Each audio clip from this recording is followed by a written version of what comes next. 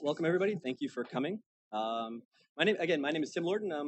I work for the Internet Education Foundation. I'm the executive director, and we have a couple of projects that we do. One of which is the Congressional Internet Caucus Advisory Committee briefing program that we do in the Capitol complex throughout the year on issues ranging from patent litigation to ICANN to copyright to broadband and net neutrality. So during that job, I put together a lot of these types of events for congressional staff, and they're usually more kind of broad and general, trying to get the rank and file staff to understand what the lay of the land with regard to these issues. It used to be very easy when we started, which was a year before ICANN was founded back in 1997.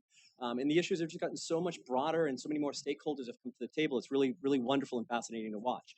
The other project that we do a conference called the State of the Net Conference, and that's a kind of a broader, more general type conference, but again, we still work on these issues. And over the time, I've been able to kind of dabble in a lot of these different issues. And the one that I dabble in the least probably is kind of internet governance, largely because of the congressional work.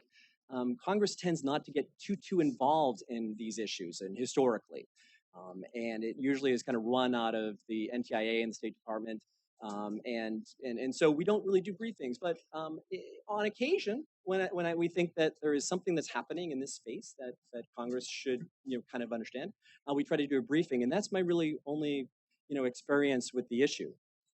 Today, I've been kind of asked to moderate this panel, which is allow the speakers to kind of give 10 minutes of presentations on the three questions at stake here. What is the IANA function? What led to the U.S. decision to reduce its role in IANA? And what are the risks and opportunities associated with its fundamental change? From my perspective, my last job, I was asked to attend a meeting. It was the first ever meeting of ICANN in Boston.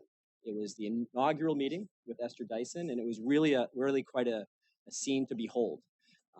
It was the first time that ICANN had met, and it was really fascinating, and I realized how passionate people are about domain names and internet functions.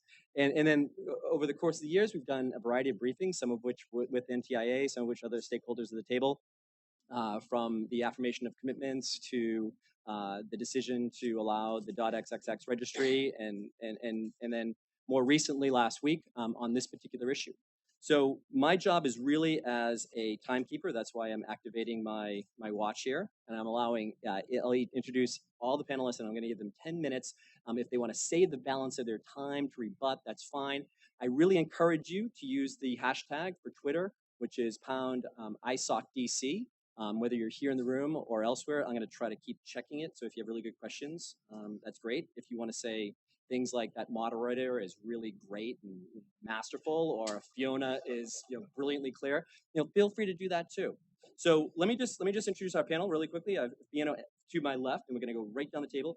Fiona Alexander, who is with the Office of International Affairs at NTIA at the U.S. Department of Commerce. Next to her is Pat Kane, who is the Senior Vice President of Naming and Directory Services for Verisign. Next to him is Richard Jimmerson, who is the Chief Information Officer for ARIN, which stands for American Registry of Internet Numbers. And then Steve DelBianco, who spoke on our panel, as did Fiona last week. He's the Executive Director of NetChoice. Milton Mueller at the very end, last but not least, and he is a professor at Syracuse University of School of Information Studies. How many of you are lawyers? That is amazing. That is absolutely amazing. I can't remember the last time I had a panel with non-lawyers, so this should be really fun.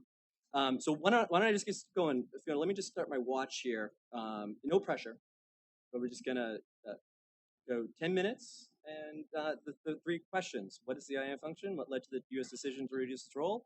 And what are the risks and opportunities? Oh, sorry. That's okay. So I guarantee you I won't take the 10 minutes. I never do. A fast speaker anyway, and I think this is, if everyone can hear me, somewhat well-covered territory. But for a lot of the folks in the audience, I think some of this will be well-covered, and for those that aren't, please let us know. Maybe we can explain further. But the first question, what is the IANA function? So first of all, it's what are the IANA functions, because there's more than one. And I'll explain at a really top line level. There are folks on the panel that are involved much more specifically than NTIA, but at a top line level, basically it's the administration of 3 databases. That's simply all we're talking about in terms of the IANA functions themselves. So it's the distribution of protocol parameters from the IATF, it's the allocation of IP numbers to ARIN and others in the RIR system, and it's the processing of updates to the authoritative root zone file that are then passed on to Verisign and Kane to implement. So those are simply the IANA functions themselves. So your second question, what led the U.S. decision to reduce its role in the IANA functions? Well, I'll take folks back to 1997. So you're even before your trip to Boston to meet at the ICANN meeting. So when all this was set up in 1997 and 1998, a decision was made then to privatize the management of the domain name system. The Department of Commerce was instructed to carry out these tasks. We did a series of consultations, produced a green paper and a white paper. The white paper often referred to as the statement of policy. And in that statement of policy, we indicated that we would, at the appropriate time, transition the IANA functions to NewCo, which is now ICANN. So this is, from our perspective, the following through of a process that we started in 1998, so 16 years ago. The question is, why now, and what's the timing? And from our perspective, we've been fairly clear there are 2 major drivers as to why we're doing it now. One is the improved maturity that we've seen in ICANN over the last 4 years since the affirmation of commitments. The affirmation of commitments set up these multi-stakeholder review processes of various parts of ICANN tasks, whether it was accountability and transparency, or a review of ICANN core functions. And from NTIA's perspective and from the US government, we've seen improvements in ICANN through that process. The second trigger for us is the broader acceptance of the internet from the international community of the multi-stakeholder model in and of itself. This is referenced and reflected in the successful, I think we're on number 8 or 9 Internet Governance Forum coming up. I should know this better. And then also, obviously, the great success of last week in Sao Paulo of Net Mundial. We really saw, broad acceptance of this model as a construct. So that's the why we're doing it now. In terms of the risks and opportunities associated with the change, I think from our perspective, we see opportunity. We see an opportunity for the United States government to recommit itself to the multi-stakeholder model, to follow through on what we said we would do 16 years ago, and to really allow the stakeholders that are impacted in this process to determine what the next steps are. So with that, I will yield back the time. Wow, that's awesome. So Fiona has 7 minutes on a balance of time. Pat, I'm not sure I can do anything or talk about anything in 10 minutes, so I'll probably take some of Fiona's time if that's okay. No, the gentlelady has to extend her time to you. Exactly. So I do want to thank the Internet Society and George Washington University for hosting us here today and organizing this event. So as far as the IANA function itself, the part that Verisign plays is we are the root zone maintainer. So when Fiona talked about maintenance of the root zone, which has the directory of all the top-level domains around the globe, we are the last hands that touch it before it goes out around the globe. So basically, we take the authorized changes from the NTIA, publish the root zone, and sign the root zone with DNSSEC, so it's all cryptographically taken care of. We've been doing that service now for over 3 decades. So back before Boston, when it was Network Solutions, we actually perform that function. So I'm not talking about why the U.S. government wanted to do that, but I am going to talk about some of the risks that we see. And the areas that we see risks are, it's possible to have a lack of continued focus on security and stability, which is really where Verisign is coming out in this particular process. The risk of an integrated political and operational structure, as well as a lack of external accountabilities as we move forward into the future. So if we take a look at security and stability issues, the U.S. government has had a long history of supporting security and stability modifications. I think DNSSEC is one of the best ones that we've seen happen in the last several years. And again, it's Verisign's greatest focus. We make no assumption as to what our future role is in terms of this root zone maintainer role. So we think that while the transition may happen, ICANN may take over this role. We don't have any assumption as to what our future role is, but we believe that whoever takes over this root zone maintainer role in the future should provide at least as good a service as Verisign has provided over the last several years. We don't want to see an organization introduce more risks into the process moving forward, and we look forward to our participation in that, hopefully. We're also a direct customer of the root zone. So when we publish the root zone, what I like to refer to as a first affected parties, GTLD operators, whether they are legacy GTLD operators or new GTLD operators, the country code top level operators, as well as root zone operators. And so we believe that they're the ones that are first affected by the changes in this root zone. Everyone's affected on the net, or will be if the directories are not produced correctly. But we're the first ones that are affected, and so we have to provide services to our customers who have customers, et cetera. So we are very, very concerned about the ongoing security and stability and operation of that root zone. To that dependence on an accurate root zone, Verisign believes that the current structurally separated model must continue. So if you take a look at where we are today, and in their role within IANA, basically gathers all of the change requests into the root zone. IANA, or the NTIA organization, authorizes those, and then Verisign produces those. And it's a nice separation between the politics and the operational aspects of that process. And we believe that that should continue. And I'm sure Milton's going to talk a little bit about one of his proposals about a structurally separated organization, which allows for the TLD operators to basically manage themselves in terms of this technical function, so that policy does not affect the operations. We believe that any future structure that allows the ability to trade security and stability for a political ambition, whether it be that or revenue, is a bad place to be. So I understand that ICANN is in a tough spot. They're in a tough spot today. They're trying to implement a program that's been going on for 6 years with the new generic top-level domain, and so their history is that they have some pressures. They get pressures from everybody. It's a role that they can't please everybody all at one time. So I don't want to put them in a position to where they have to trade what they need to do for the community with security and stability. So lastly, when we talk about external accountabilities, today there's four. I see it as four accountability mechanisms that ICANN has in terms of the process. And if we talk about moving it to ICANN, there is the affirmation of commitments between the U.S. government and ICANN. There is the IANA contract between the U.S. government and ICANN. There is the ICANN board, as well as ICANN policies and procedures that exist today. With the announcement that the NTIA is stepping out of their role, that the U.S. government oversight goes away, or the stewardship goes away when it comes to the IANA function, which I can only presume that the affirmation of commitments in its current format will go away, because essentially ICANN has the ability to leave that 120 days after notification to the U.S. government that they're leaving. And I don't know what a replacement mechanism would look like. But what that leaves is two internal accountable organizations, the ICANN board and ICANN policy. And we believe that there needs to be an external accountable replacement, and whether that means the board as it is today, because the ICANN policy process is how the board is put together. And so maybe there's a function that needs to change around the ICANN board and how it's developed today. And then some external accountability through an auditor general type approach.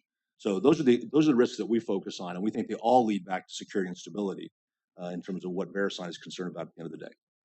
Thank you. Did I make 10 minutes? Yeah, you're great. You were 5. Great. Wow, that's awesome. You didn't even need Fiona's time. Richard? Hello, my name is Richard Jimmerson. I'm with the American Registry for Internet Numbers. I'd also like to thank the Washington, D.C. chapter of the Internet Society for holding this event today.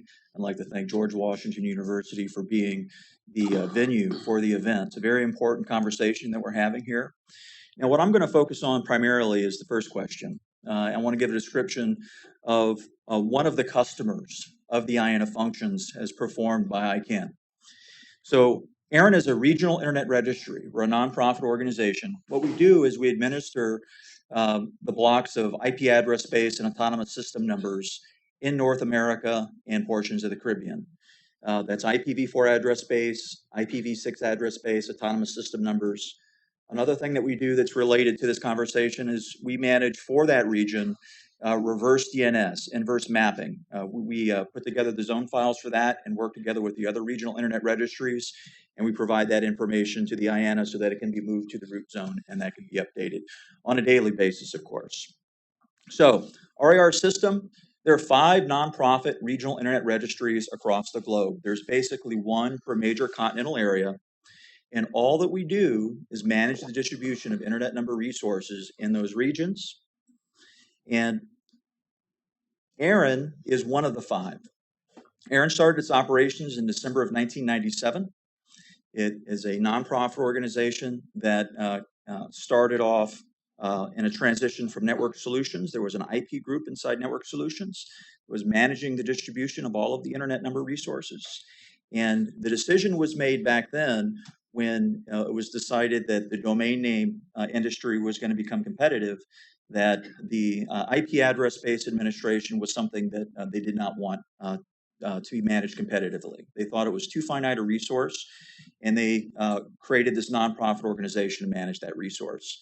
Predating ARIN inception it was the Ripen CC back in 1992 and APNIC in 1993. After ARIN's inception, the 4th and the 5th regional internet registries were formed, first LACNIC in the early 2000s, and shortly followed by AFRINIC to manage all resource administration for the continent of Africa.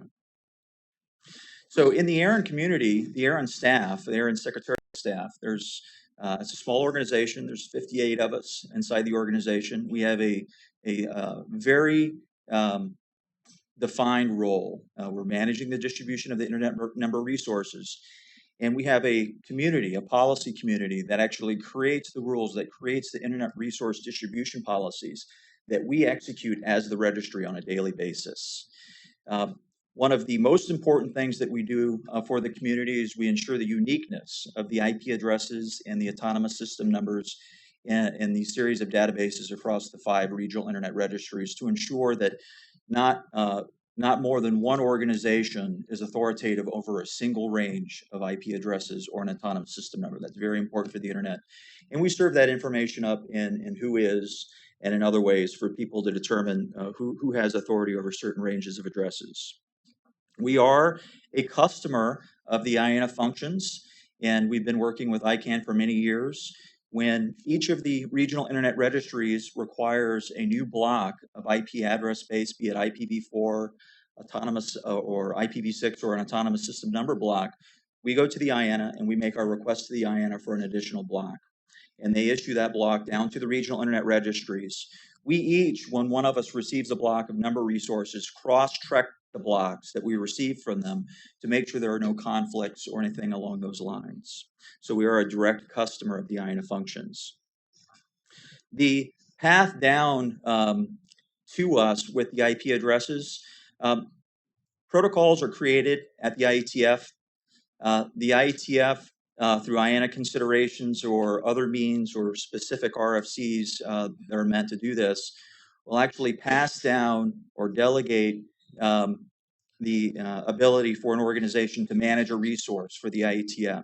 And they've done that with IP address space. So from the IETF, they've delegated down to the IANA, and then the IANA has instructions to issue IP address space blocks down to the regional internet registries.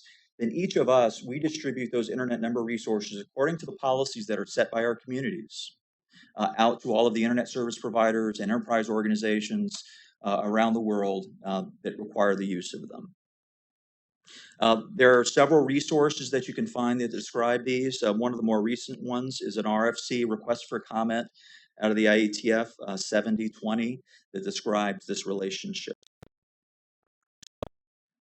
I'm with ARIN, American Registry for Internet Numbers. We're a customer of the IANA functions, and I'm happy to answer any questions that you have about how that currently works today or how it's worked in the past as we move forward in the conversation this morning. Okay, great, Richard. Thank you. That was like 5 minutes and 14 seconds, which is amazing. You guys must really be fearful that I'm going to like have a hammer and hit you if you go over time. So, and our next speaker is Steve DelBianco, and also I forgot to mention, and Fiona usually mentions this at the beginning, that this is a fun-filled world of acronyms, and that's directly quoting from Fiona. It's an alphabet soup of acronyms, and if you don't understand something, either in the room or on Twitter, just ask, what the heck does that particular acronym mean, and we'll try to answer for you. Steve?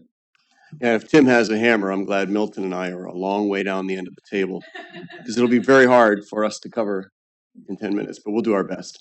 I express my appreciation to ISOC and George Washington University. And let's get right to the first question. What are the IANA functions? Well, you've heard so far, it's mostly clerical. There's really nothing to it. So what it is about the IANA functions that make it so important that we're holding an event on it on a rainy morning in Washington? And I think that the answer to that comes from paraphrasing Milton Mueller's book from a decade ago. Who rules the root? Well, who rules the root calls the tune. Because the operator of IANA maintains the root zone, as Pat told you, and that gives him the authority to admit new top-level domains and to discipline or maybe even redelegate existing top-level domains. So ICANN, the organization, as opposed to ICANN, the community. ICANN, the organization, definitely wants the IANA functions, including root zone maintainer. The IANA contract, therefore, really has tremendous symbolic power beyond its mere technical functions. Just witnessed in 2012 when NTIA, Fiona's department, said, ICANN, we're putting up the IANA contract for bid, and as far as we're concerned, your response doesn't measure up. You didn't really answer the requirements we had to be the IANA functions operator, so they canceled the contract. ICANN redid its bid, paid more attention, was duly disciplined, and it got the contract in late 2012. But that was a shining example of where NTIA was able to use the contract discipline. So my answer to the first question is that the IANA contract functions as an accountability mechanism for IANA. So let me go to the second question. What led to the U.S. decision? Fiona noted that it was always the expectation. Well, not exactly. It was, in fact, the Clinton administration's expectation in 1998, for sure. But when the UN called a meeting about internet governance, the famous Tunis meeting in 2005, the Bush administration issued new principles on the DNS. Quote, U.S. will maintain its historic role in authorizing changes or modifications to the authoritative root zone. And Congress unanimously approved a few months later HCON Res 268, worked on by Mr. Steve Miller, one of our hosts today. And I'll quote the key line. It says that the authoritative root zone server should remain physically located in the United States, and the Secretary of Commerce should maintain oversight of ICANN. So in our system, the last law in wins, right? So it wasn't always planned to transition. But in any event, these 2005 proclamations really inflamed the BRIC countries and many other governments and empowered them to complain even louder that the U.S. had unilateral control of critical internet resources. So it definitely had the effect of inflaming the opposition to the U.S. position. The optics were terrible, and it generated an awful lot of pressure for equality among governments. NTIA took a huge step in 2009, and great kudos to Fiona for writing the Affirmation of Commitments, which ended the U.S. formal oversight of the transition of ICANN. And with that track record in hand and the moral authority of the U.S. for free expression and innovation, I fondly remember Secretary Larry Strickling lecturing the Kenya Internet Governance Forum on how the governments in that room really had no business getting in the way of innovation or trying to stop on free expression. Those were the heady days. I wish we were still there. Then came Snowden. Was Snowden a catalyst or merely just a convenient excuse? Either way, Snowden's revelations reduced the U.S. moral authority on internet governance. At NetMundial, one of my favorite quotes last week was, the bravery and courage of whistleblower Edward Snowden, because without him, we would not be having this discussion. It was said by no fewer than 4 people. And the transcripts from NetMundial show the word surveillance was cited 104 times in the discussion. Didn't make it into the final document, though. So the perfect storm that was a brewing was Snowden's wind blowing the U.S. government into the Sao Paulo meeting and then on to Istanbul for the IGF and then Busan, Korea for the ITU Plenipot. And the UN in New York, of course, is ready at any time to take on a new resolution. So I understand why the administration decided to start the transition before NetMundial. The politics and optics make sense. They did it with sound principles, but Commerce decided to do it with minimal guidance and a real hands-off involvement. I would have preferred a more directed transition. For example, the affirmation was a negotiated document between NTIA and ICANN. How would it have turned out if the affirmation was crafted from a global multi-stakeholder bottom-up process? It might have been fine. But I have to suggest that there are some risks involved in that. And that brings me to our third question, the risks and opportunities associated with this big change. 2 risks to talk about. The first is an event risk. Event risk would be, what if the replacement for IANA and ICANN accountability mechanisms doesn't meet NTIA's prescribed conditions? The risk is that NTIA would reject the transition and extend IANA for another 2 years. Well, despite claims at Congress last month that NTIA and ICANN say, we can take our time, we can get this right, we only have one shot, We can hear an extension of 2 years, even 2 times. Frankly, you can already hear the howling from global governments if the U.S. flunks the transition plan and extends the transition. The outcome document was full of adherents in NetMundial who wanted to make that a hard stop deadline of September 2015. And I think that folks are believing that it's a deadline, even if we don't want to acknowledge it. The second risk I'll call is systemic risk. And this stems from the fact that we have to see ICANN as 2 things. ICANN is an organization, ICANN Incorporated, but it's also a word we use to refer to this multi-stakeholder community of registrants and users and registries and registrars on the internet. In Larry Strickling's letter to Senator Rubio just last week, he named this risk himself at the end of page 2, where NTIA says that the ISTAR organizations are enlisted to act as a check on the, quote, remote possibility that ICANN could act to increase its autonomy and reduce its accountability, quote. Well, calling that a remote possibility is a bit of an understatement. Why? Because it's in our nature. It's in your nature if you're an organization man to protect your organization. Protect it from lawsuits, external scrutiny, secure long-term funding streams, and maybe expand over time. So as noted in my Circle ID post last night, we have an opportunity to check those organizational instincts. ICANN announced last week at NetMundial a parallel interdependent process to reset ICANN's accountability mechanisms. Now, accountability of ICANN, not IANA. So finally, we're acknowledging this notion that the IANA contract is a discipline and symbolic accountability mechanism for ICANN, so we need to talk about them both together. So accountable means you're accountable for something to someone. The something that ICANN's accountable for, well, it's the affirmation of commitments. Very popular with members of the ICANN community, maybe not so popular with ICANN Incorporated's management team. The someone to whom you're accountable, well, for better or worse, right now it's NTIA. They're the only ones who are the signers of the affirmation of commitments. But the good news is the rest of the world has jumped in with both feet to join the review teams that the affirmation calls for. The question is, after the transition, to whom would ICANN be accountable?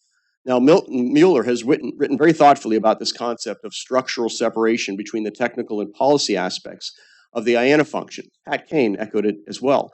I think you guys are onto something here, but I'm eager to understand how IANA structural separation alone would really hold ICANN accountable to the affirmation of commitments. How would it hold ICANN accountable to its limited technical mission and keep it from expanding scope? Now, one way to assess risks like that would be to confront this post-transition IANA and ICANN mechanisms to stress test scenarios.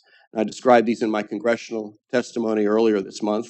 Chairman Walden embraced the idea. I've even heard Secretary Strickling and Fadi understand that this might be a way forward to channel concerns that one has about the undefined transition.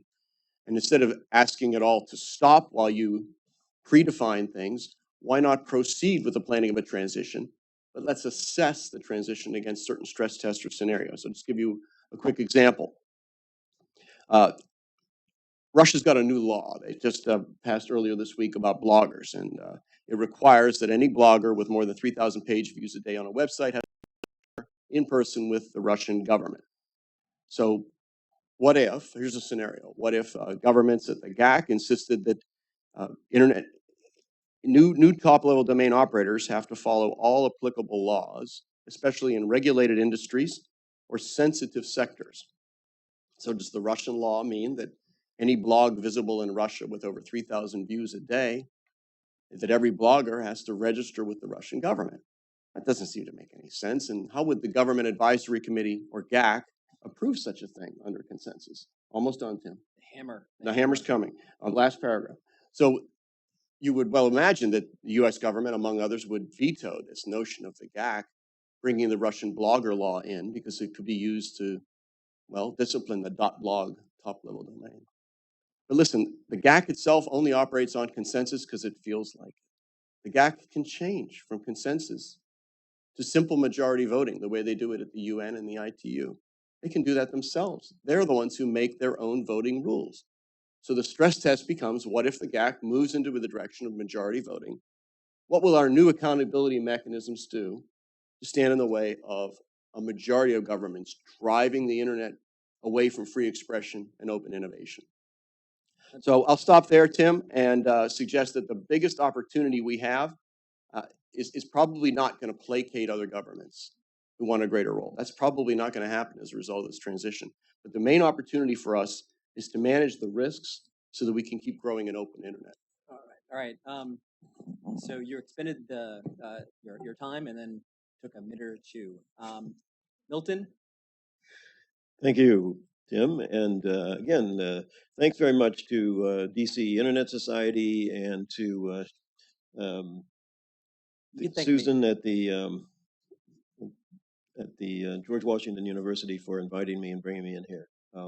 This is an issue that's dear to my heart. I've been writing about it for a long time. And let's begin with the most simple question. What is the IANA function? You've heard about the 3 or 4 different aspects of that. The point I want to emphasize here is that the real battle is over the DNS function. The other stuff really is not that much in play, in part because certainly with the protocol parameters, there's a very effective and clear accountability mechanism. The IETF can decide that IANA is not their implementer anymore, and they can shift that function to somebody else. So you have a choice function. With the DNS route, you do not have that. You cannot decide, oh, I think we'll have another DNS route tomorrow. Well, maybe somebody could do that. Maybe Google could try it, and maybe Verisign could try it. Although John Postel tried it a few years ago and got into a lot of trouble, and I suspect anybody trying it today would get into even more trouble.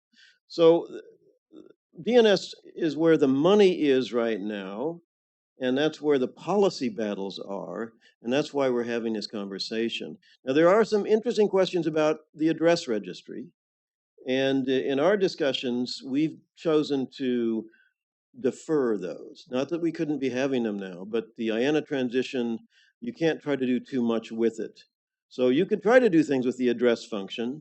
You could say, let's implement a registrar split of the sort that we have in the DNS in the addressing space. And you could use the leverage of the IANA contract to try to bring that about.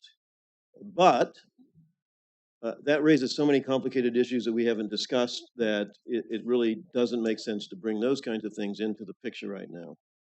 So fundamentally, we're talking about what are we going to do with the DNS route? Do you agree? Who rules the route? Who rules the route? So most of my comments are going to, hey Derek, are going to talk about the risks and the opportunities. First of all, let's talk about the opportunities. Or put differently, what is the risk of not doing this? I don't think people in the United States sufficiently appreciate that. Okay? What if we don't do this? Now, first of all, we're hypocrites. We're saying, keep government out of the internet. Let's not have governments controlling what happens on the internet. And oh, by the way, we're over here in control of something as a government, right? You know, that plays in Washington. It plays with patriotic Americans who think that we're exceptional. But to the rest of the world, we're just a government. We're a big, powerful government that a lot of them resent. So it doesn't make any sense for us to preach multi-stakeholderism and non-governmental governance of the internet, and at the same time have our hand in there in a very visible and powerful way. Furthermore, this generates political conflict, which I think Steve alluded to very accurately. Many people see the whole multi-stakeholder model as nothing more than a fig leaf for US hegemony.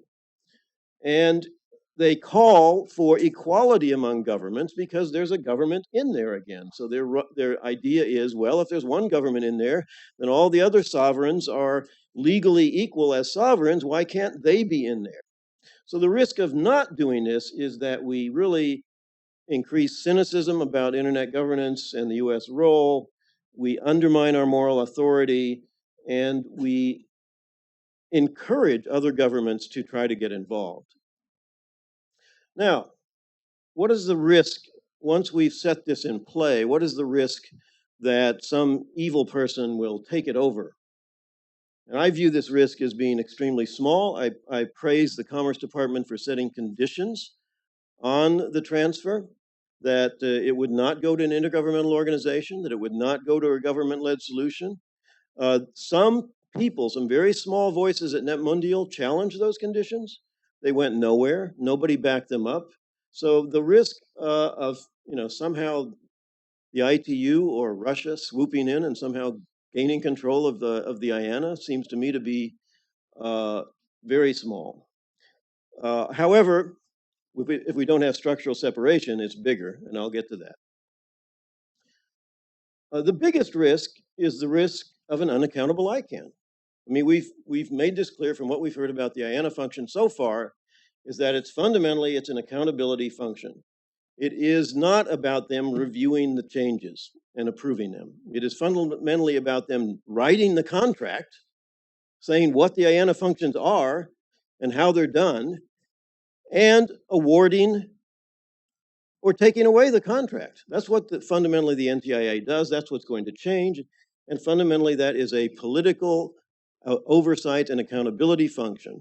Some of the things we tend to, again, forget here in the US is that the NTIA could put anything into that contract. Every 3 years, they can rewrite it. They could put into there that, as I said jokingly, that everybody in ICANN has to wear their underpants on the outside of their pants. I don't know why they would do that. I'm not saying they would do that, but the point is, we don't know what's going to go into that contract, and neither does the rest of the world. So that's a very important form of power over the DNS. So the risk of an unaccountable ICANN is twofold. Number one, ICANN is the convener of the process and has an interest in the outcome of the process. It's a bit of a problem with the NTIA plan. They did not say in their plan that IANA would be transitioned to ICANN. They said it would be transitioned to the global multi-stakeholder community. So we took that as being an open invitation to come up with ideas about how this transition should take place, and we believe that it should be an open debate regarding what the solution is. And we don't think that the convener of the process should have a major role in dictating the outcome. They are a logical choice to convene the process in some ways. Now, ICANN has responded to these criticisms by suddenly announcing an accountability track that would supplement the IANA transition track. And I'm still a little bit nervous about this. Steve has a quote here from Fadi Chahade. He says, "They will run in parallel, but they will inform each other." My answer to that is, they bloody well better.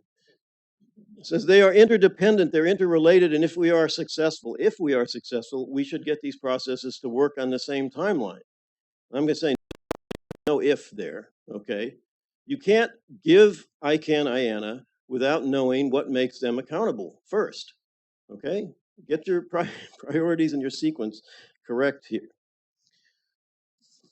Another risk of poor operational security or stability. One of the reasons the IGP proposed to put the IANA functions in the hands of a registry consortium is because whose data is it anyway? What goes into the root? It's data about top-level domain registries. The root zone changes are demanded by registries, TLD registries, and the addition of new information is about new TLD registries. So who has the strongest incentive to get that information right, to keep it secure, to make sure it isn't messed up? It seems to me that the registries are the people there that should be somehow directly involved in this, not necessarily a third party, and not necessarily some diffuse multi-stakeholder committee.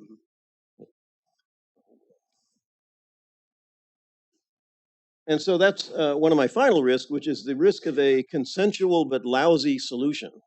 Something that everybody can agree on politically, but just doesn't work, just doesn't operationally translate into the real world. So how much time do I have left? You have 1 minute. 1 minute and 15 seconds. So let me just finally plug the Internet Governance Project thought about this. And we came up with a proposal even before we knew that the NTIA was going to be transitioning this. And let me just say, one of the main motives of this idea of structural separation was that we kept running into people, particularly on the government side, who said, well, gee, suppose you want to add a new TLD, but a bunch of governments really object to it on policy grounds. We want to be able to put our fingers in there and veto what goes into the root. And this is how we came up with this idea of separating the policy realm from the operational realm. It's first, just get your act together, all right? Work out what the policy is, what you're going to put into the root, what's allowable, what isn't allowable, and then you give it to the operational side. You don't create a mechanism by which governments or anybody else can circumvent the process that we've gone through, maybe 3-year, 4-year process of deciding on a policy, and then somebody can come in at the last minute and circumvent it. That's just a terrible design of an institution. Now, one final point.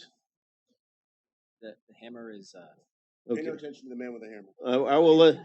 I want to No one's explain to afraid of me. I Steve. knew it was going to happen. I want to explain to Steve this. I'm just too far away, aren't I? This will take about 15 seconds. So, how does separation of IANA help with the accountability? First of all, it deconcentrates the power, and that's about all it does. We argued very explicitly in our paper that the accountability of ICANN is a long-term process that involves issues like membership, possibly new legal instruments, and possibly major structural changes within ICANN, particularly regarding the GNSO, and that those things will take years to work out. I can't see them taking place in less than 5 or 10 years. So that in the short term, if we're just talking about the IANA transition, we need to have an arrangement that deconcentrates power, that helps with accountability, but no, it doesn't solve everything. All right, great. Milton and Steve are out of the first round of this particular game. You've exhausted the balance of your time. Fiona has a whopping 7 minutes left. Pat has 5 minutes, and Richard has 4 minutes and 45 seconds. I also, at this juncture, as we get deeper into this, I think we should also be mindful of the fact that the next panel that's going to be moderated by Roger Crescetti in the back there is looking at kind of possible scenarios for the future of IANA Function. So we don't want to steal too much thunder from that particular panel. So let's try to make sure we stay to the questions at our charge. I've also been asked to kind of summarize this particular first round. Then I'll go back and you guys can use the remainder of your time. And we don't need to do this like dominoes, like rolling down and rolling back. You can just jump in whenever.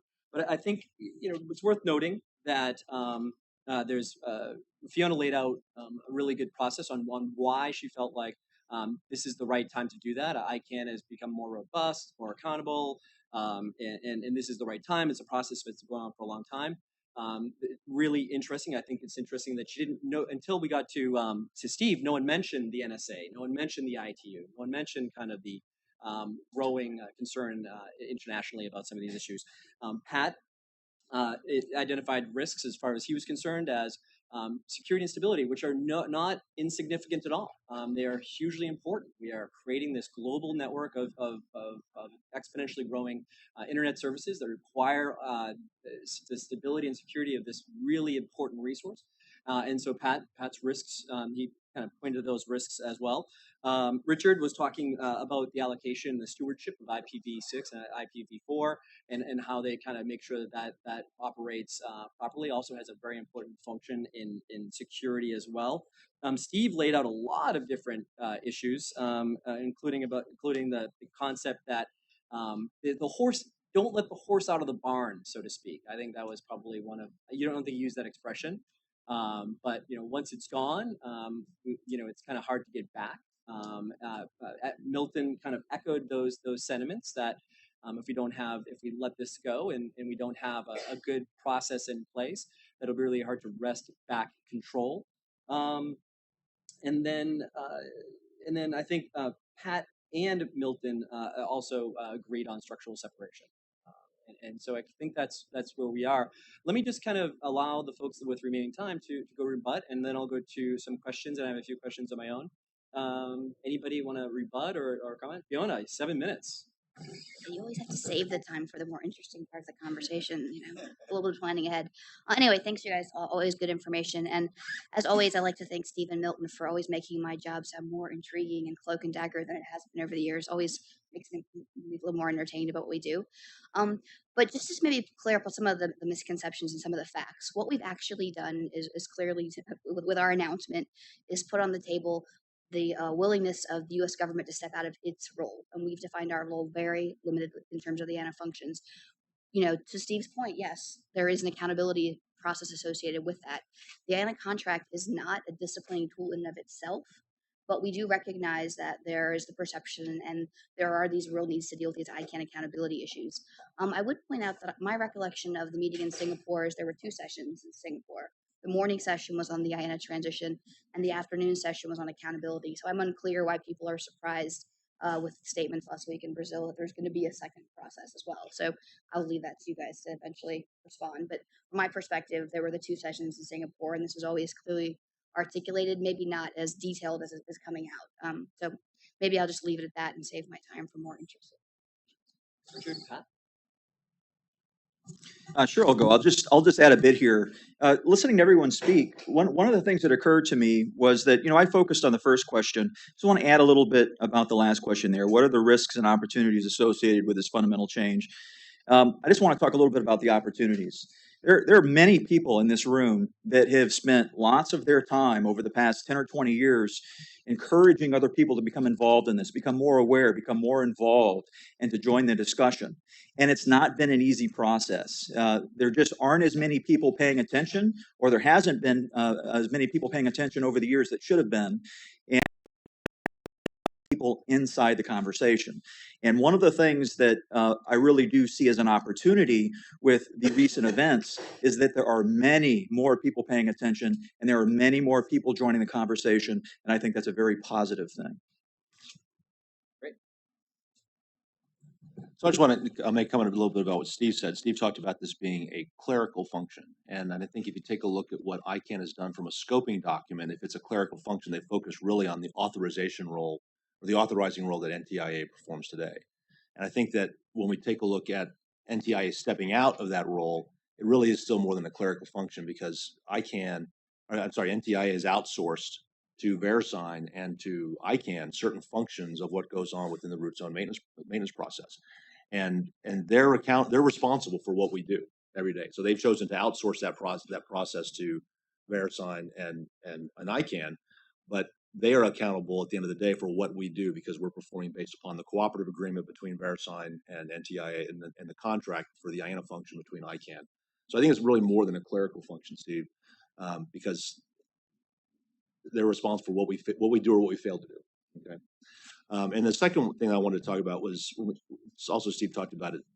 Steve talked about the GAC changing, the Government Advisory Committee kind of changing what their how they go about making a decision from consensus to a voting model.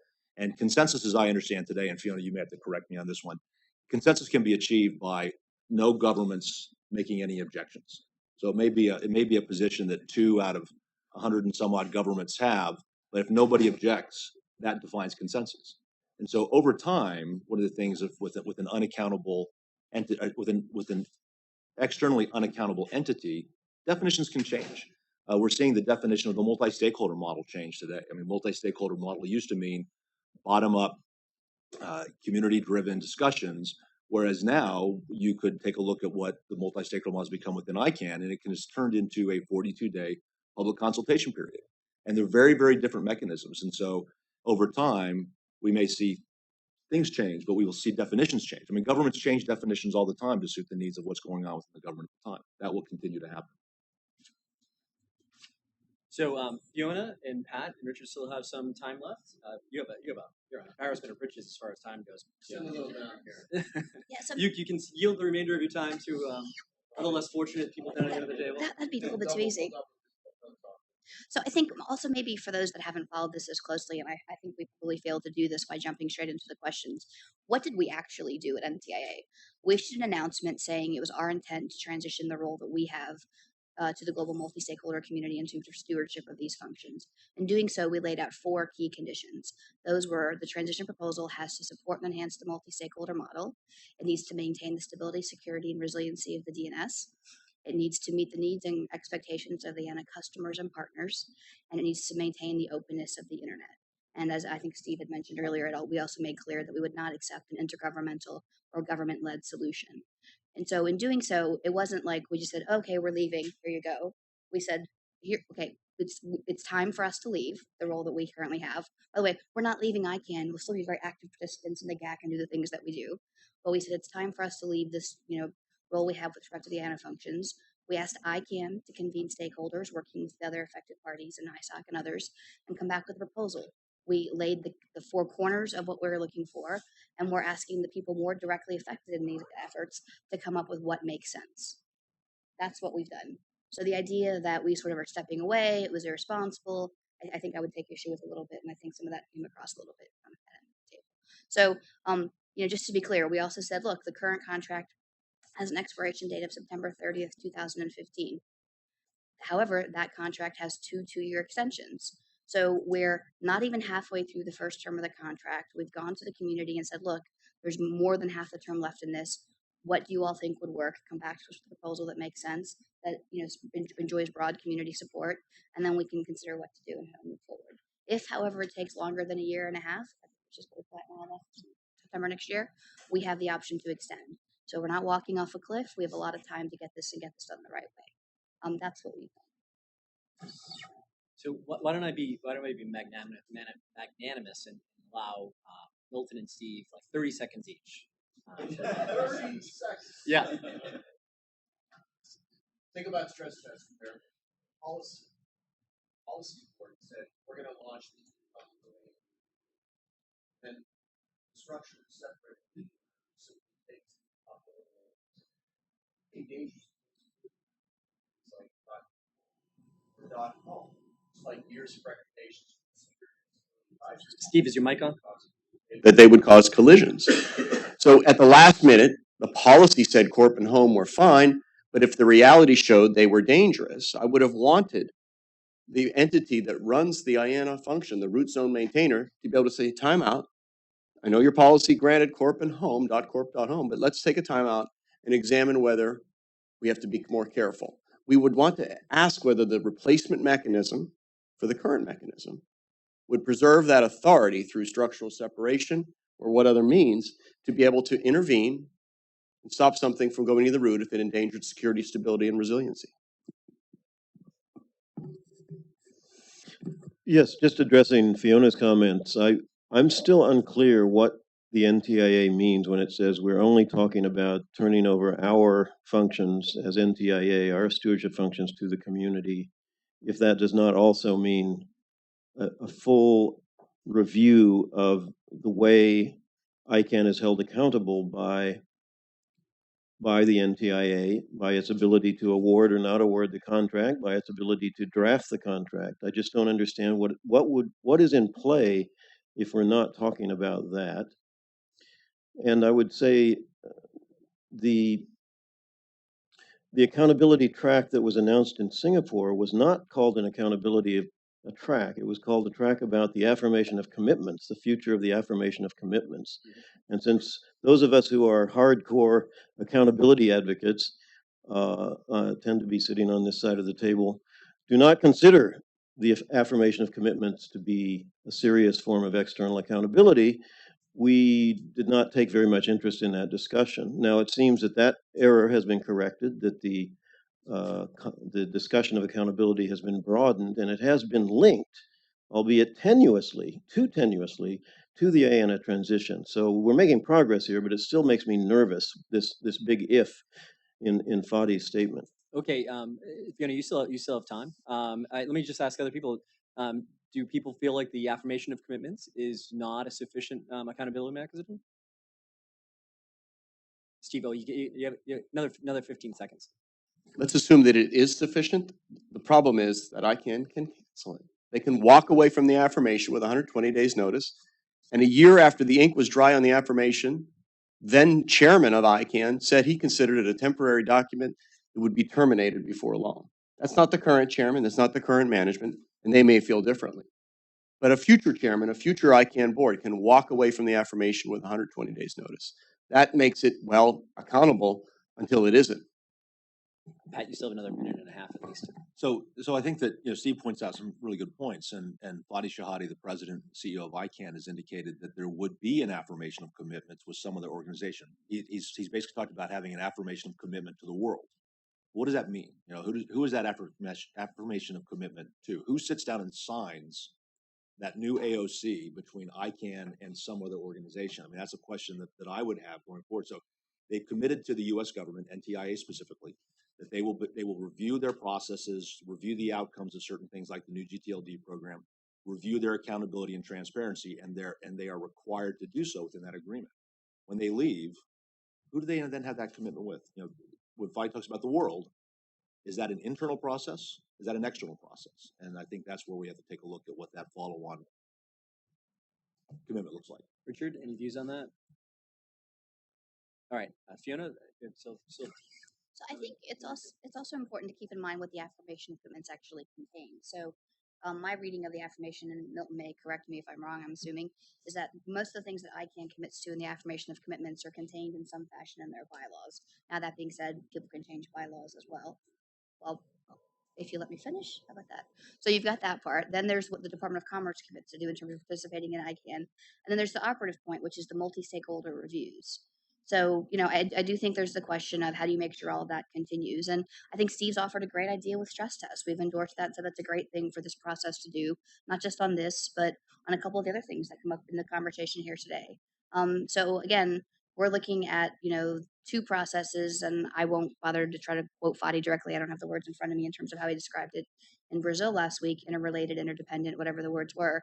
But one looking at what replaces the NTIA role with respect to what we've described as a clerical function in the IANA Functions contract, or the IANA Function system, and then what replaces, the symbolic but accountability role that people think we've had.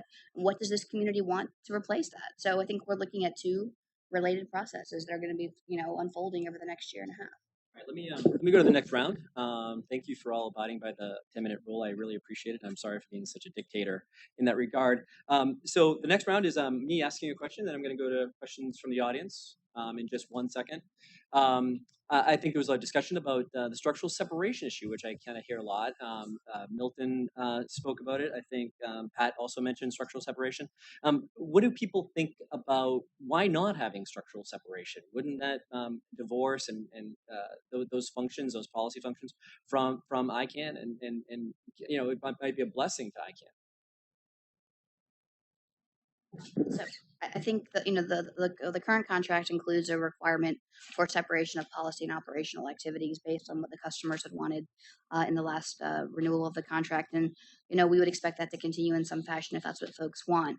I think the idea of structurally separating, and I'm not quite sure what folks mean by that, because structural separation, functional separation, these are traditional sort of, from my perspective, telecom structures and terms. So I'm not 100% sure what's envisioned when people say that. But again, what we've put on the table is removing our role. We have not called into question ICANN's performance of the IANA functions, or honestly, Verisign's performance of the root zone maintainer. We have not taken a position on whether Verisign should stay or go. I think that the community can have that conversation. But what we've said is we're removing our role. And, to put this in perspective again, when we started the privatization process in 96, 97, and we went through with the green paper and the white paper, and ICANN was created by stakeholders, with the idea of competition and consumer choice in the domain namespace, the provision of the IANA Functions contract and having ICANN do that was to smooth that transition. So I think from our perspective, that decision was made in 1998. So I think that when you take a look at how the role works today, and in our role as we participate in signing the root zone, one of the things that we've done the last year is we've been very vocal on this name collision issue. It's been something we've spent a lot of time on, and there was question at one point in time as to whether or not Verisign would actually do our job in terms of making modifications to the root zone. It was a conversation that we had with the NTIA. The letters are publicly available, but we went through a process and we basically said, yes, we will do our job. I think the structural separation opportunity becomes, is there a way to make certain that whatever the follow-on organization looks like and the accountability mechanisms look like can say, here's the things that we've determined from a policy standpoint, but do they make sense from a security and stability standpoint? Do they make sense moving forward? Because we don't want to disrupt this fundamental root zone that directs traffic on the internet today. It's become such an economic force around the globe, not just here in the U.S., but we want to make certain that we do that in a secure and stable manner. And so I think that there's questions come up around that. And I'm not saying that anything that was negative in that process. It was a good process, had a good outcome. So, All right. Yeah, I just wanted to say that I think matters like this deserve conversation. I think it's great that the communities are having conversations like this. And I'm confident if there is broad discussion about this with all of the right people at the table participating, with everyone that has an opportunity to participate, that we'll come up with the right course forward. But the thing that I'd like to stress is that whatever we do, stability is paramount. We need to make sure that the core infrastructures that we're talking about here remain stable as we move through any sort of transition. But I think it's a very positive thing that the conversations are happening. So we'll go into the next round with the questions from, Steve, you wanted, okay. It was about structural separation, and I'm intrigued by the idea. I have to wait for NetChoice members to weigh in on whether we want to embrace it. But I believe the only way you can assess it is by applying these stress tests to something like a structurally separated post-US transition. I'll give you an example. Policy would allow singulars and plurals of the same top-level domain. So .hotel goes into the root in January, and then come July, .hotels is about to enter the root.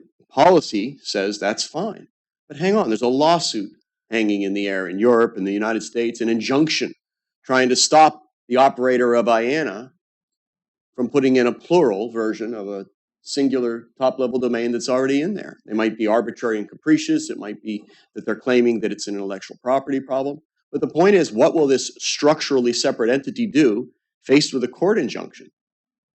Maybe even one that's valid in the country where that entity has a legal presence. So let's do these stress tests and ask whether separate or integrated, whether the structure of IANA is going to be able to react to real-world problems.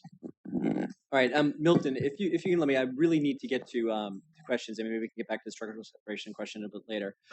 For questions, if you could just identify yourself, and if you asked a question on Twitter, you can just re-ask it. I'm sorry I didn't get to it. Please ask a question, not a comment in lieu of a question.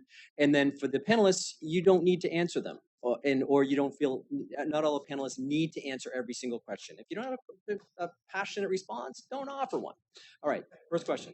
Hi, my name is Joe Hall from CDT.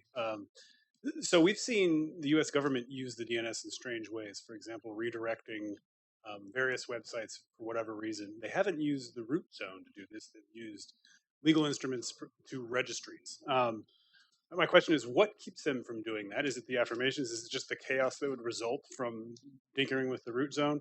And what would exist to keep that from happening in, say, there's an entity that takes over the IANA functions that is not a U.S. jurisdiction or whatever, or I mean, it could be anything, right? And I just don't know what that is. And so maybe, hopefully that makes sense. And it's worth noting that ICANN is incorporated in California as its jurisdiction. I mean, just maybe to answer the one question, what NTIA has done for the last 16 years in our role as sort of the steward of the system is to not intervene.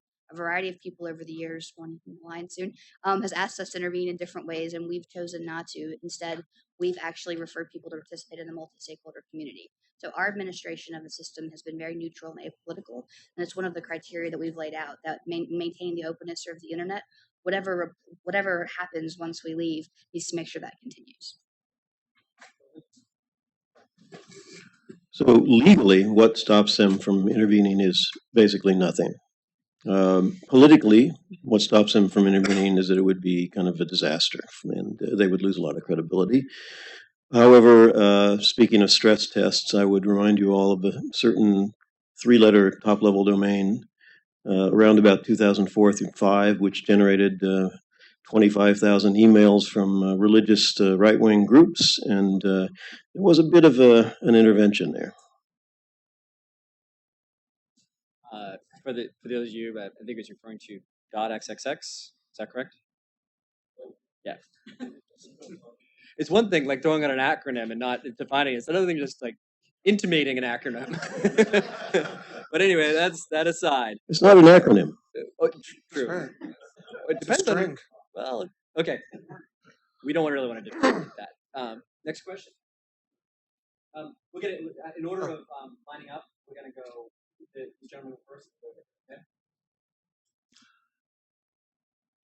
The degree of necessary accountability to some extent depends on the degree of trust in ICANN as an organization. I'd like to know whether the panelists believe that the secret board resolution enacted last September, which authorized the CEO to go to Montevideo and then on to Brasilia to request the Net Mundial meeting, whether the issuance of a very detailed plan for how the IANA transition discussion should proceed based on very perfunctory discussions in Singapore and accompanied by a scoping document, which is outrageously narrow, and the announcement yesterday that the discussion of these issues will take place on the last day of the London meeting rather than the first day and take away most of the public forum that's used for the community to engage with ICANN, whether these actions are the type of actions that engender trust in the organization.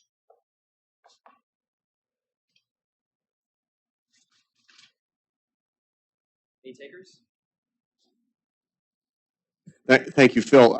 I believe that assessing the degree of trust that one has today doesn't help you very much at structuring permanent accountability mechanisms, because permanent accountability mechanisms should be there in case the ICANN you trust today is not trustworthy tomorrow.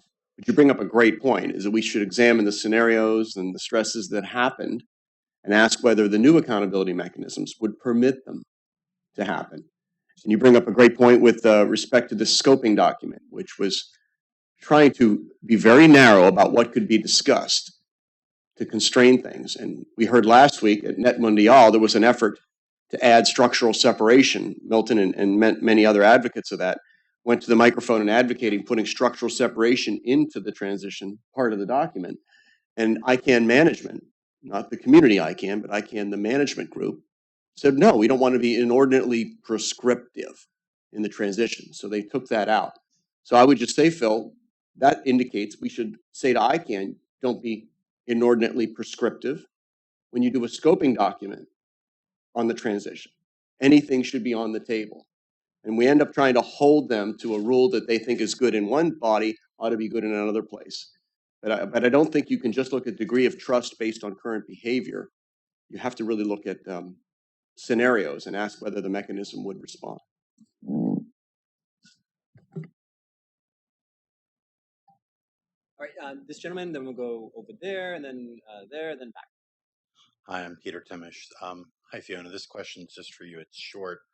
In 2000, the GAO General Counsel asked a question to the Department of Commerce's General Counsel if it had legal authority to transfer control, the contract, right, or management, over to an authoritative root server to a private entity that would necessitate legislation. The department stated it had no current plans to transfer policy authority, authoritative root zone, to ICANN or anyone else, so it did not develop a scenario or set of circumstances which transfer of control would be done. Specifically, Andrew Pincus, Department of Commerce's General Counsel, advised in a letter on June 7, 2000, in the absence of such plans, we have not devoted the possibly substantial staff resources that would be necessary to develop a legal opinion as to whether legislation would be necessary to do so. In the absence of the underlying legal analysis, we decline to speculate about such an important issue. 2 questions. Now the department plans to transfer control of the authoritative root zone server to a private entity. Has its general counsel issued a legal opinion whether the Department of Commerce has the authority to do so, whether the legislation should be necessary? And if the general counsel has issued a legal opinion regarding this, can you please provide a copy as part of the community process? Another question was Fiona, but my understanding is that I think we discussed in the beginning that this is the contract is expiring. This isn't necessarily a transfer. It's the authority, not the contract. It's the authority to issue the contract. So the 2 parts is the GAO in 2000 wrote that the contract could be issued, but the authority to grant had to stay with the Department of Commerce. Right. We're talking about the authority to actually transfer and issue the contract is the question. I think it's more of an exploration, but we did a panel a couple of weeks ago for the Internet Caucus, and there's really about 5 or 6 minutes where the panelists discuss this issue at length. I'm not sure how much time we want to devote to this today, but I'll let But I'm happy to answer quickly. So I think the scope of the GAO study is slightly different from how you've described it as a starting point. But our assessment is that we're not transferring assets or property in any way whatsoever. We're simply letting a contract expire if that's the case. And any department of the United States government, any federal agency has the ability to determine it no longer needs to procure services. So that is our opinion on this. Sir. Hey, I'm Bill Cunningham. So I launched my first website November 16th, 1995. So I've actually been a long-time observer. 2 questions. What's the economic risk at play here? You talked about political and operational. Nobody talked about economics. Number 1, what does it cost to operate the DNS server on an annual basis globally? And number 2, what economic value is at risk if that goes down? Which leads into my second question, which is, what's the worst case scenario? All right, so you do this transfer and everything goes to hell in a handbasket. What exactly does that look like? Thanks. So maybe I'll just start by saying the relationships and there's no money involved. So ICANN currently performs the ANA functions at no cost to the government contract. So there's no dollar value associated for us either of our relationships. No. I'm asking a broader global question. You look at the internet globally. What does it cost to run the plumbing of the internet? And what is the economic value that is generated by the internet globally? Has anybody looked at those numbers? You guys are aware. Well, I mean, Verisign certainly has expenses that we incur to operate the root zone as well as the .com and .net infrastructure. But from a global perspective as to what it costs to run all of that, it really depends upon each top-level domain, each name server operator, each hosting company. And so there's a lot of people that expend resources. Now, what is the economic value? I think if you take a look at what happens today with companies that are growing and generating billions of dollars of value to their shareholders, it's quite broad. Right. Well, I'm an economist. I'm just trying to get to those 2 numbers. What does it Well, cost? And what is I'm sure we can get those numbers. Those are probably substantial numbers, and I think if Milton wants to kind of weigh in on this, but I think this is something we can get offline, and I can put this on the Twitter hashtag and post that for you later. Yeah, Pat started to cover it at the end. I think he was asking about the overall economic value of the DNS, which is vast. I mean, the industry itself is upwards of $5 billion, $6 billion a year in revenues, and that is I did my rough assessment several years ago, so that could be double. You know. And maybe a data point here, just because we're on the topic, is ICANN's revenues over the years. That number is thrown about quite a bit. What is that? ICANN's budget has gone from like 1 million a year to 60 million to 600 million, I think now. But a lot of that is one-off fees associated with new TLD applications. Okay, it wasn't an answer to that question, but it was a relevant data point in this discussion. Ma'am? Tim, I do have an answer to that question. We've done some research that the direct online revenue is about 200 billion a year in the United States and 1.5 trillion globally right now. But ICANN and IANA are only responsible for numbering resources, registrations, and resolutions. So what's the worst that can happen is that hundreds of companies like yours, Bill, who got new domains in a brand new top-level domain. You moved your bike shop to .bike, and then 10 months later, you've reprinted all your business cards. Your trucks now have your new domain name. It used to be billsbikes.com. Now it's bills.bike. And then something happens. That top-level domain fails. Maybe it's financial reasons, security reasons, censorship, who knows? But if it fails, you have financial impact. Your customers can't reach you the way they used to reach you, and you have to reprint T-shirts and trucks and go through that process. It's hard to measure what that damage would be, but that's what the worst that could happen would be at the level of a registrant like yourself. Hi, I'm Judith Halcyon. I'm with ISOC DC, and we've had a very active discussion on the remote participation, and we have had people from about 6 or 7 different countries. And we got a couple of questions, one for Richard, one for Fiona, and one for Milton. And a question for Richard is, does AT&T and Level 3 go through ARIN, and what does ARIN pay to ICANN for the IANA contract?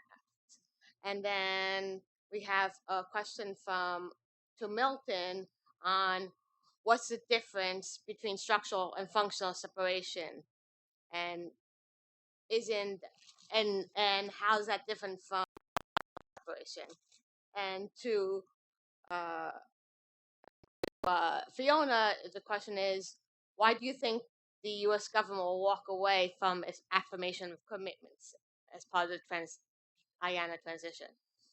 So I put all three questions So out. I'll answer, I think it's quicker. We're not planning on walking away from our commitment to ICANN through participating in the GAC or through the affirmation of commitment. So all we're talking about is walking away is probably the wrong word, but transitioning the stewardship role that we have with respect to the IANA function. So we're not leaving ICANN. We'll be an active participant in the GAC. We'll be, an active participant in the affirmation of commitments and ICANN's accountability processes. And we'll continue to advocate, separate and apart from ICANN, in broader internet governance regimes for a free and open internet. So that is what we're doing. This is Richard from ARIN. I want to answer the question. Companies like they mentioned AT&T and Level 3, and the question was, do they go through ARIN? The answer is yes. Companies like AT&T and Level 3 do receive internet number resources through the regional internet registry ARIN. We ensure the uniqueness of their internet number resources in a database to ensure that other organizations can't use or try to route those addresses. We basically assert who's authoritative over those IP addresses and ensure the uniqueness. The other question was, does ARIN or the RIRs make any contribution to the IANA? And the question is yes, that the RIRs collectively do contribute dollars to ICANN for the IANA functions operation. We do so on an annual basis, and across the 5 of us, we make a total contribution of $820,000 a year. If I could answer the question. So functional versus structural separation, pretty easy. The difference is that with functional separation, the functions are in the same corporation, and there's some kind of a separate department within that organization. So in this case, IANA is a separate department of ICANN, but it's a wholly owned subsidiary, if you will, a part of ICANN. Structural separation means they're part of a separate organization, an independently managed, owned organization. Oh, I might add to that. So the current IANA contract essentially requires functional separation. And we came up with the idea of structural separation partly because if that contract goes away, what is there to require the separation of these things at all? Sir. Thank you. Good morning. Phil Sparborough. I have a pinpoint question for Mr. Kane and one for Fiona. Sure, it's called Depository Incorporated. Pat, you said, I don't know what the replacement will look like. We take our changes from the NTIA. They are responsible for what we do. So my question is, the overall arching impression from all of us, it seems to be that this transfer is going to occur to an unknown, unnamed, perhaps unformed organization. My question is for you.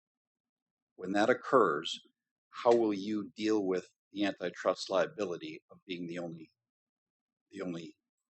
issuing or only controlling organization over the root zone? Fiona, for you, I was unclear of your answer. My question is much simpler. Do you feel, as the NTIA, as the Department of Commerce, that you must or are required to seek congressional approval before you transfer this enormous function to some unknown entity? Thank you. So Phil, before you walk away, I'd like to get some clarification on just what you're asking me. Well, if you recall the cases that Verisign did and Network Solutions did, there's a PG Media case and the Thomas case. And the answer was in PG Media when the Second Circuit asked the question, from whom do you take your orders? Because if you don't take orders, you're in violation of antitrust. And the answer is, we take our orders from the Department of Commerce. So if you eliminate the Department of Commerce, where's your umbrella for liability? So essentially right now, the authorizing role comes from, to make changes to the root zone, comes from the NTIA. Bet it does. Right. And so currently this process of NTIA walking away, or I shouldn't say walking away, it's come up a couple of times, the NTIA, indicating that you're going to exit from that particular function. What is the replacement? So that's what this process has been to initiate, is to determine what that is. I don't know what that's going to end up looking like between now and September of 2015, or 2 years beyond that, or 2 years beyond that, depending on what the extensions are. So I don't know what the result of this process looks like. So therefore, I'm not sure I can answer specifically the question that you're asking. And we did make a point to say that not a single person on this panel is a lawyer. That's probably a good thing. But that leads to Fiona's response, because if Congress doesn't approve this transfer of whatever it is, whether it's a value, whether it's property, whatever it is, if they don't approve it, if NTIA's position is we don't need congressional approval, that I'd like to hear.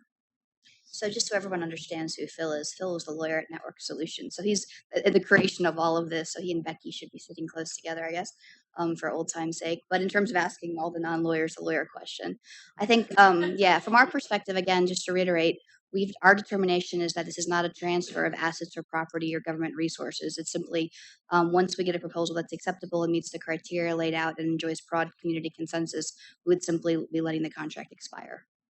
So I take it the answer is no. Don't get congressional approval is required. We have about 2 minutes left, so we have 2 questions at the mics. So let's ask and answer them very quickly. So I'll try to make it quick. I'm Carrie Dever from the Center for Copyright Integrity. I attended the judiciary hearing, and I was quite surprised to see that ICANN is already stating that this is a done deal. That was not my impression. I want clarification on who the stakeholders are. I dig through documents for transparency. I want clarification on the stakeholders. You're relying on open sourcing. I did some reading and found that there was a chap by the name of John Postel, who actually is the reason that NTIA sort of came about. He decided to teach a lesson and go in and conscript information, and that's where NTIA came about. Now, Tom Marino. You did have enormous powers. Let me. I quickly read. I just know that. Then I stand corrected. Something like this. Yes, but he's upside down there. So correctly. So it was his action that caused made some reactions moving forward. But the point, what I'm pointing to, is that Tom Marino asked Fadi, "Is there any chance that someone could come in and do damage?" And I'm paraphrasing. And Fadi went, "No." Okay. And I learned about this chap last John night. Postel, yes. Yes, he looks like Father Christmas, but he's not. So the question is, who are the stakeholders, and could some evil tyrant like Do that again. John Postel come in and do some damage? That's Well, the question. and also the open sourcing, we don't know who these people are, and we don't know what they're embedding as they open source. Excellent. Quick answers. So just to clarify, NTI was created, I think, in the 1970s for a variety of things. And this IANA and the ICANN portfolio is only one small part of what this agency does. Just to be clear, the creation of ICANN and what happened with respect to that, this stems from the framework for electronic commerce under the Clinton administration. I believe it was in 1996, if that's correct. Where the Secretary of Commerce was instructed to privatize and internationalize the domain name system. And this was, the consequences of an assessment of the best way to deal with this technology was to actually get governments out and allow the private sector and other stakeholders to be involved in the management of it. So that's the origins of all of this. I'm not exactly sure what you're reading or referring to with respect to John Postel. I was looking to find out who the stakeholders are, not that one source. I can build it together. Maybe we should talk about that. Offline. Otherwise, what is this last? Well, she seems to be asking who are the stakeholders involved in this process, and I think that's actually pretty clear from the record of, who goes to ICANN meetings, who participates in those meetings, and so on. It is actually, but it's diffused. And that's one of those resources that we get off on. Last question. Thank you. Courtney Raj from the Committee to Protect Journalists. I'm glad to hear freedom of expression raised by Steve.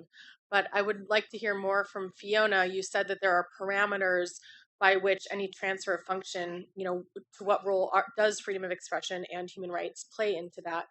And with respect to this multi-stakeholder process, I mean, we haven't heard any discussion of the fact that some stakeholders have a lot more resources and power to participate in a very complicated, typically very expensive process, since these meetings happen all over the world. It's very difficult for non-Western civil society, for NGOs, human rights organizations to participate fully in this process. Is there any thought given to how, if you have a multi-stakeholder process, can you ensure that all of those stakeholders could potentially have a more equal voice? Thank you. Maybe I could just start with, so when I explained what we'd actually done in terms of establishing four key criteria in addition to the no intergovernmental solution, the fourth one of those, I think, was to maintain the openness of the internet. So to the extent the domain name system provides and supports free expression and resulting human rights, we would want to make sure that continues, and that's one of the criteria we've laid out. I think the question about how the process is being run and convened, what we saw in Brazil was last week a great participation through remote hubs and things like that, but that might be a better question for ICANN and those actually more directly running the process. All right. Roger Gachetti's moderating the next panel, and he has a hammer too. So I've gone 2 minutes over my time. So the next panel, we're taking a quick break, I think. Yeah, we're gonna. And then we're going to get to the next panel, which is possible scenarios for the future of IANA functions. What are the implications for internet governance? So going forward, so to speak, I really appreciate GW and ISOC for inviting me to help moderate this panel today. And I want to thank a really respectful, collegial, and really intelligent panel. All right, we're going to take now a 13-minute break or a 15-minute bathroom break and coffee break. There's coffee in the back and pastries.